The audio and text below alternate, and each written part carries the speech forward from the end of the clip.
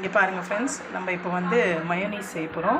அதுக்கு வந்து 4 பல்லு பூண்டு, ஒரு காஞ்ச மிளகாய், ஒரு 10 மிளகு, சரியா? அதுக்கப்புறம் உப்பு, சர்க்கரை, 2 முட்டை நம்ம ஆட் பண்ணிக்க போகிறோம். சரிங்களா? பாருங்கள் ஃப்ரெண்ட்ஸ், இதில் நம்ம முட்டை உடச்சி ஊற்ற போகிறோம்.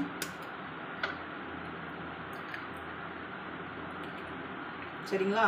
ஆல்ரெடி பூண்டு, மிளகு, காஞ்ச மிளகாய் போட்டிருக்கோம். 2 முட்டை, அதுக்கப்புறம் 1 ஸ்பூன் உப்பு, ஒரு ஸ்பூனில் கொஞ்சோண்டு ஒரு 1/4 ஸ்பூன் எடுத்துக்கிறோம். அதுக்கப்புறம் 1 ஸ்பூனில் ஒரு 1/2 ஸ்பூன் அளவு சர்க்கரை. இப்போ இதை நல்லா நம்ம என்ன பண்ண போகிறோம், எண்ணெய் விட்டு கொஞ்சம் வினிகர் ஆட் பண்ணிக்கணும். இதில் நல்லா ஒரு 1/4 டம்ளர் எண்ணெயை ஊற்றி நம்ம என்ன பண்ணணும், நல்லா கிரைண்ட் பண்ணணும்.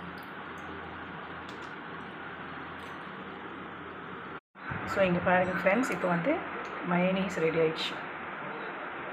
சரிங்களா? உங்களுக்கு இன்னும் கட்டியாக வேணும் அப்படின்னா நீங்கள் இன்னும் கொஞ்சம் தண்ணி ஆட் பண்ணி பாருங்கள் ஃப்ரெண்ட்ஸ், மயோனீஸ் ரெடி ஆகிடுச்சு. உங்களுக்கு இன்னும் கெட்டியாக வேணும்னா இன்னும் கொஞ்சம் எண்ணெய் ஆட் பண்ணி நீங்கள் இன்னும் பிளெண்ட் பண்ணிங்கன்னா உங்களுக்கு நல்லா கெட்டியாக வரும். ஓகே ஃப்ரெண்ட்ஸ், இதை நம்ம ஒரு ஏர்டைட் கண்டெய்னரில் போட்டு ஃப்ரிட்ஜில் வச்சுக்கிட்டோம்னா, ஸ்டோர் பண்ணி வச்சுக்கிட்டோம்னா, நம்ம வேணும் போது நம்ம எடுத்து சிக்கன் 65, ப்ரான் 65 அந்த மாதிரி சாப்பிடும்போது நம்ம இதை டிப் பண்ணி சாப்பிடலாம். ஓகே ஃப்ரெண்ட்ஸ், ஸோ இங்கே பாருங்கள் ஃப்ரெண்ட்ஸ், நல்ல ஏர்டைட் கண்டெய்னரில் போட்டு வச்சுக்கிட்டோம். நம்ம இது வேணும் போது